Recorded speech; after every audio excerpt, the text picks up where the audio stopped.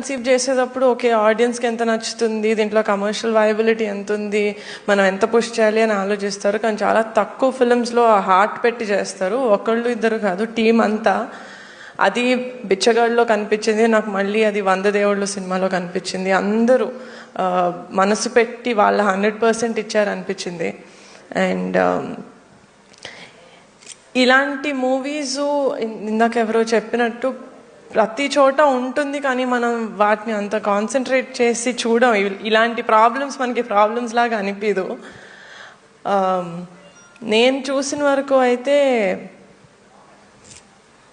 అమ్మాయిలు పెళ్ళైన తర్వాత ఆర్ రాదర్ తల్లి అయిన తర్వాత కంప్లీట్గా అమ్మ అయిపోతారు. వాళ్ళలో అమ్మాయి కూడా ఉందని మర్చిపోతారు. బట్ ఆ క్యారెక్టర్ని, ఆ క్యారెక్టరైజేషన్ని చాలా అద్భుతంగా రాశారు శశి గారు. And Swasika, I think she became one of my favourite performers. నేను ఆవిడ్ని ఇది వరకు కూడా చాలా తమిళ మూవీస్లో చూశాను, బట్ ఈ మూవీలో ఆమె పర్ఫామ్ చేసింది ఇట్ వాస్ సో గుడ్. అంటే there are many reasons for people to watch వందదేవుళ్ళు sir. Definitely your direction and what Swasika got on to the screen.